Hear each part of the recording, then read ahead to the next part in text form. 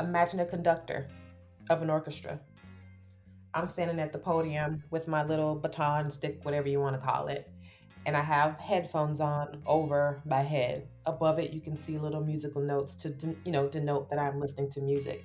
But instead of an orchestra, there's different things I'm directing. A musical brainstorming section to my left. In the middle, a band.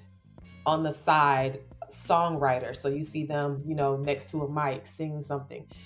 Over to the other side, you see, I don't know, budget calculations. And so, me with my baton and the conductor is basically creating a symphony with the orchestra of the different places, the labels, the bands, the creative teams to make beautiful music. What's up, world? Have you ever wondered, what does my friend actually do at work? If so, welcome to Take Your Homeboy to Workday podcast. I am your host, BA, and here's what you can expect by tuning in. Each episode, I interview guests from different professions and dive into exactly what they do and how they came to be in their roles. I'll also have them open up about how they find fulfillment through their work. So, for anyone interested in hearing the firsthand experience of a specific career, these conversations are your launching pad. This episode, we'll learn about the life of a music coordinator in film and television. And a music coordinator's responsibility is to find music that can be used in a video or production. So, for example, if a director wishes to hire an orchestra to record music for a film, it is up to that music coordinator to book the orchestra, the recording studio, the staff to support the studio, and they also must negotiate legal rights to the use of the music, the salaries of everybody involved, and coordinate with editors and film producers. And so, as you can imagine, this role requires project management, negotiation, and finely tuned budgeting skills. Today's guest is Tanisha Edwards, a music and production coordinator for Saatchi Saatchi. I've always known Tanisha as a music head, so I was excited to invite her as a guest so I could hear how she leverages her creative and strategic brain in the world of music in Hollywood. Her path into this career is a bit non traditional, but a rich lesson about ingenuity and intention. Her story is an inspiration, so pull up a chair. Welcome to the show, Tanisha. Thank you so much for having me, Brandon.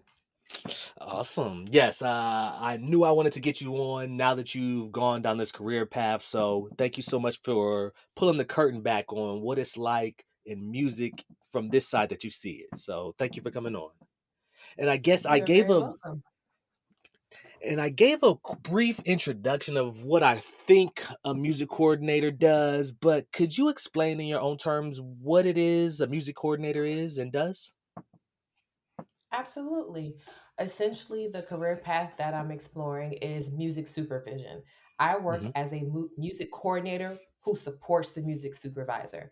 So Okay. essentially, I work in music and media. That can include TV, movies, marketing trailers, video games. Currently, I work for Saatchi and Saatchi and I work in advertising, Mm, essentially commercials. gotcha. Gotcha. Gotcha. Uh, that work can that work can involve curating, placing, clearing music, working with producers and composers to create something new. So any type of music, whether it's original or licensed, it's curating, placing, and clearing that on various mediums. Sounds exciting. How did you even hear about this? Uh, it wasn't a hear about it thing. It was a curiosity thing. Hmm. Um, if people don't know, there are a million jobs in the music industry, ones that you would not expect. This particular career field came upon because I grew up in the 90s and we had movies with dope soundtracks and TV shows that showcased bands and artists that you've never seen before or you may have seen before. And one day, I, for the life of me, cannot remember what I was watching.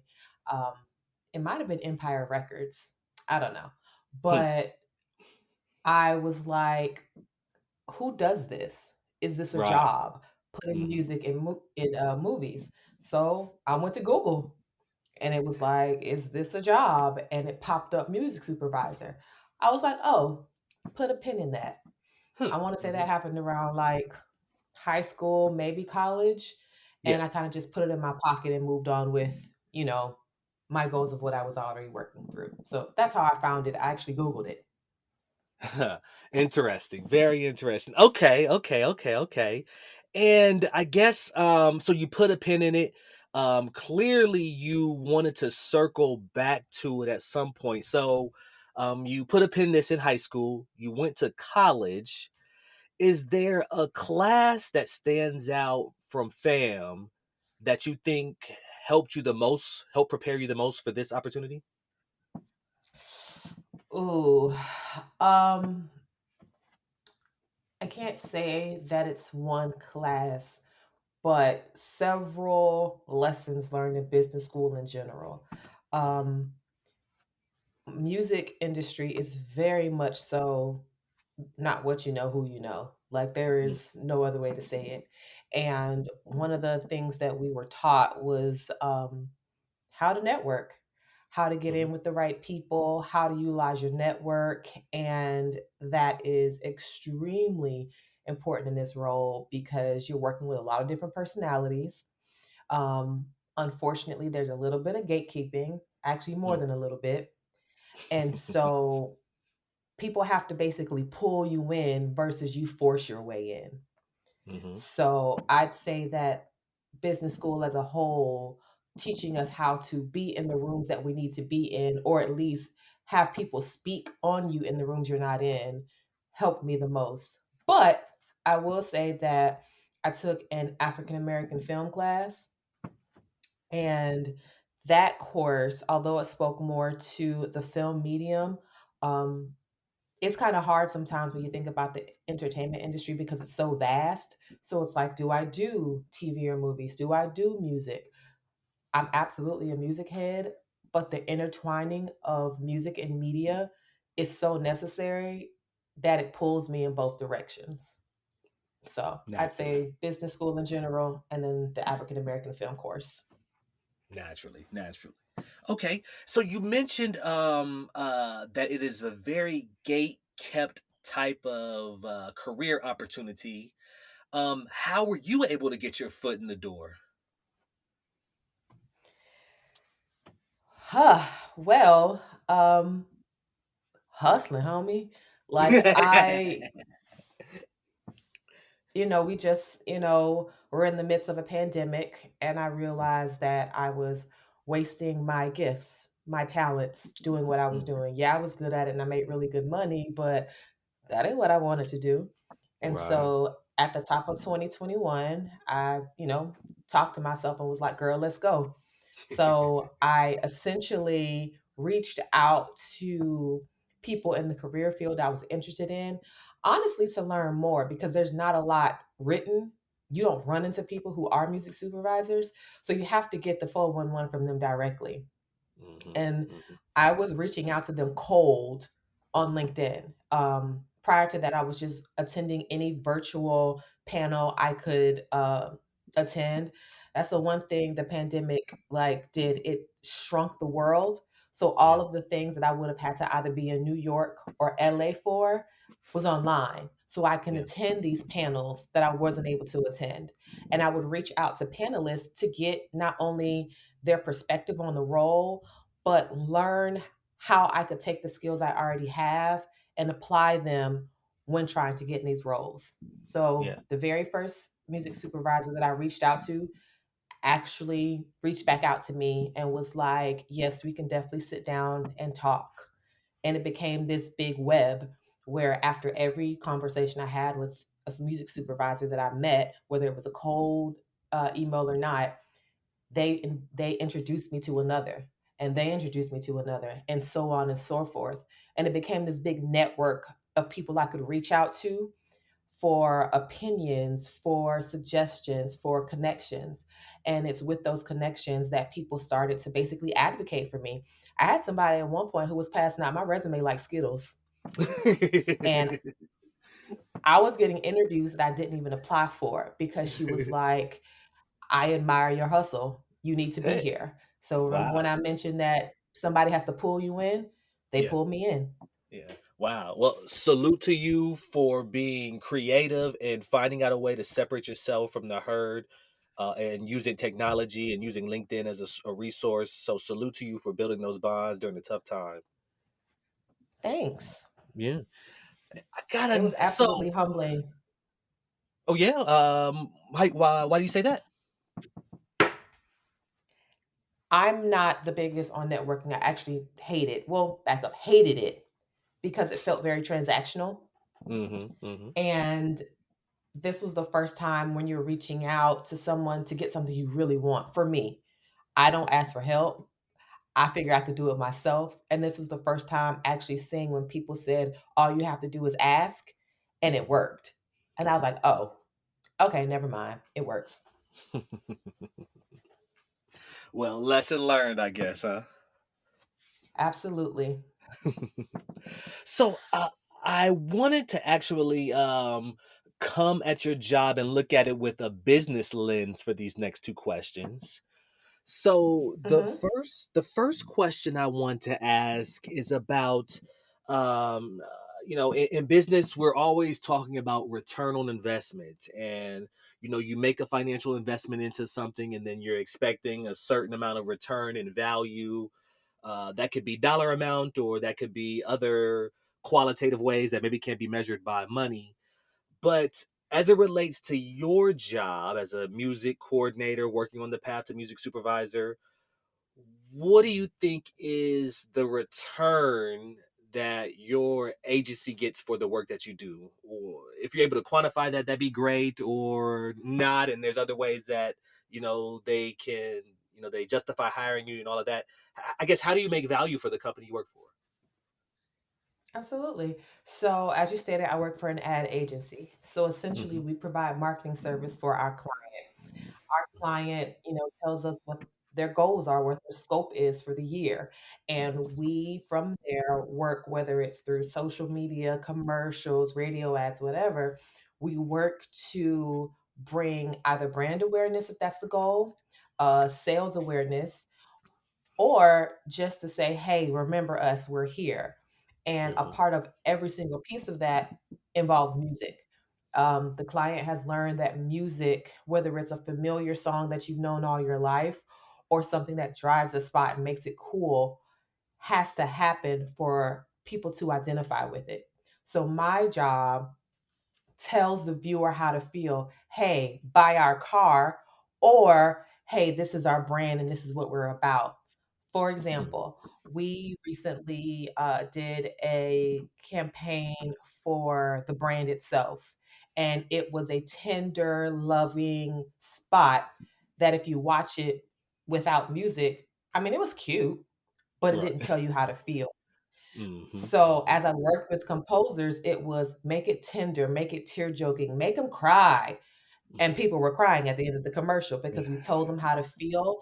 And it in turn gives the brand itself some humanity. So that Right. helps in bringing brand awareness. In turn, I want to buy a car now because listen to us, or you make me feel human, and the feelings that I feel are identified through this company. Yeah. So that's how we do it. Is basically marketing either what we want you to feel or what we want you to buy. Right. And, as you were saying that, in a way, the music is probably maybe even the most important part of an ad. I mean, that's what really hooks you and grabs you. So I would imagine this is even the most part, more important than the visual, I bet even. Probably so many times I do not know if I'm watching an ad, I have no idea what you're trying to sell me. But I probably remember the song that was playing in the background. Right. Okay, okay. So now it's coming together as far as what you do. Like you just explained it, but for music in an advertisement, you would be the person who selects the song or handles the back end work, the hard the tough back end work to get everything finalized. It is coming together what you do and how you contribute. So that's awesome to hear. A question, so for people who are interested in going down this path as you, I'd love for the audience just to know realistically how much they can make. So is there a range that you could share for what a music coordinator makes? So that ultimately depends on the kind of company that you decide to go with because there's essentially two sides. There's the people that place the music on the spot, ad, movie, whatever. And then there's the other side. Someone has to pitch it to you. So there are people who work for record labels, music companies, all of that. At the Mhm. lower level, which is either an assistant or a coordinator role, it could be either depending on the tasks. Um, Kind of drives how much people make. For example, if you were to be a music coordinator at, say, like a Warner Media, or what do Mhm. they call it now? Warner Brothers Discovery Plus 3 plus 9. Um, you are going to Well, make more money Hollywood because they're shade. a large. Hey, I don't know what they're doing over there. But if you were to work for them, they're a large corporation with multiple departments, divisions, and all of that. So you're going to make on the higher end. If you're working for, say, a music supervisor, an independent music supervisor, it's going to be on the low end.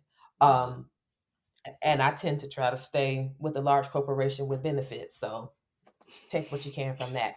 But the salary ranges, depending on how big the company is, can typically range from the low 30s to the low 50s, depending on who you start with. Okay. Awesome. Well, I know money can sometimes be a sensitive topic, but I appreciate you being transparent and open. It's really for the benefit of learning. So thank you for sharing that. Oh, absolutely. I mean, essentially, I started a career over from scratch. Yeah. So, those are things that people need to know. Hey, it's great that you want to join us, but you're not going to start mid level like you are with your current job. Like it is, you have to start from the bottom. And so, starting from the bottom requires starting your salary over from scratch.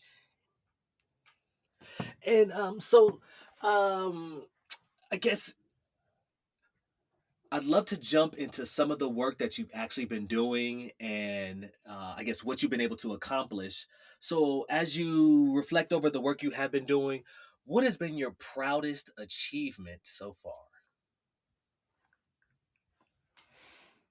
It's hard to answer because I don't think I'm nearly even started. Um, Right. Yeah. I'd have Hmm. to say my first achievement would be to even get into the music industry. Like I said, it's very touchy. There are people who've been trying their whole lives who haven't gotten in. And so the fact that I could do it within a year's time is, you know, kind of dope. So that's Yeah. one. Salute. Um, Thank you. I don't think I've gotten to my greatest achievement yet, not even close. But Hmm. I do think that it was pretty dope to see my name in the credits of work I've done. Like the first time to see it Yeah. was pretty dope to see. Yeah. Yeah. Do you remember what your contributions were on that specific project? Oh no, not at all. I've Like done so much. like it's one of those things where you just started and you're kind of just executing what you can. Mhm. Now I can run it down, but then it was like you're trying not to spin out of control because what am I doing? But Gotcha. you know, I know the mind frame you're coming from now, so totally understood. So, well, let me ask you this: before you came into the role, I imagine you had expectations of what you would be doing. But what's been the most shocking experience you've had so far? The one thing that was unpredictable that you couldn't have imagined you would have experienced. I probably would have had an answer for this, a different answer for this about 6 months ago. But today, I have to say the amount of work it takes to corral creatives. Mm. You Music supervisors do not do this work in a silo. There's several other people that are involved, whether it's the production company, the director, everybody has their own vision for what you're looking at sounds like or should sound like. And so there's several levels of having to deal with the different personalities to get it to fruition. You may think this is the stupidest thing I've ever heard in my life, but this ain't my show, so let me do it. Right. And then having to like tell people that's a bad idea in the best way possible. And so Mm. having to corral those different personalities Yeah. is like it's like having a bunch of toddlers Mhm. hyped up on pixie sticks. So I can imagine. Do they give you special training to handle that out? Because I imagine you're also navigating egos and people putting their heart into their music. Do they give you training for it, how to handle these sensitive topics with certain people? nah, they toss you in the water and hope you swim. Um, you also got to remember that I mean, like Erica Badu said, artists are sensitive about their stuff. Yeah. And there's no, like I said, they see their picture in a certain way. Or, for example, if I'm using a licensed track, say I pick something from Elton John and they want it on on their spot, Elton ain't gonna let any old body have his stuff. There has to be Right. creative approval. Like some people are like, oh, like I've actually had there was this song they wanted on an ad for, I think it was like a Tundra. And the car is like zipping through, I don't know, grass, snow, like different elements. And got to the artist approval and they were like, I don't like the way that truck is ripping through the environment and tearing up the grass. I will not approve this. Like some people are very sensitive about associating their art with certain picture. So Right, right. yes, like trying to approach people like you are a feral cat. Hey, can I have this song? Because it's their work, it's their Yeah. art, and they don't want it any old place. So yeah, definitely dealing with the different personalities of creatives is you just got to work your way through it and figure Yeah. out the best. Like you have to have creative solutions. You have to figure out how to, okay, I can't give them this, but what can I give them? Right. Type of thing. So you just have to figure it out. Awesome, awesome. And I actually wanted to maybe ask a backup question because you alluded to this earlier, how this is like your second life, your second career, because you were doing other work previously, but you do still feel that that previous work gave you a foundation to be successful in this current role. And you even mentioned that some of your early mentors helped you translate what you previously did into showing that you could do this role. So from your previous life, the work you did, what skills were you able to bring and transfer to this new career that you just started? Yeah, absolutely. I didn't start this job fresh out of college with no professional work experience. Prior to working as a music coordinator, I worked for the DoD as a contract admin and a price cost analyst. So sitting down with what the needs are for a music coordinator or supervisor and what I have, you can see there's some overlap. So some of the places where my skills transfer were things like negotiation. You have to negotiate with labels and composers and things to make sure you stay on budget. You basically have to negotiate with creatives so they don't jump out of a window. Um, one of the big things is you don't bust your budget. If they say you got $10, but you need to give me 10 songs for that $10, somehow you need to find $1 per song. I don't know how you're gonna do it, but you need to figure it out. So, lots of spreadsheets, lots of numbers, but nothing like calculus or anything. Um, and then also like dealing with the different personalities. Whether it's a director, a creative, a music, label or whatever, you have to know how to maneuver through these because your relationships drive your career. Yeah. You're not going to get anywhere if people don't like you because ain't nobody gonna hire you. Um, so those are things that transfer over. And every job needs this interpersonal skills. Every job needs working well with others. Every job needs, you can work in a group setting, things of that nature. So when I came in, the experiences that I had assisted. I learned everything I needed to know on the job, but those other things assisted. And it kind of kept me a step above because when applying to these jobs, I mean, think about it. I'm competing against 20-year-olds. Mm. Hmm. And to be honest, it wasn't hard because they Right. don't have It was not. The They don't the polish, have they those aren't simple. polished at all. Woo, not at. It seems like it's getting worse, but it wasn't hard to stand out in comparison to them. I didn't go to music school. I don't have a musical background. I don't play an instrument. I don't sing. That's a lie. I sing all the time. But I don't have those typical things of people that join this industry, whether it's being a DJ or anything like that. I seriously was walking in cold. But because I have those years of experience of work experience behind me, I separated from them rather easily. Thank you for listening to Take Your Homeboy to Work Day podcast. This concludes part 1. Check back in on Friday for part 2. But before you go, we need your help to spread our message. So please subscribe, like, and rate 5 stars wherever you get your podcast and on LinkedIn at Take Your Homeboy to Work Day podcast. Thank you.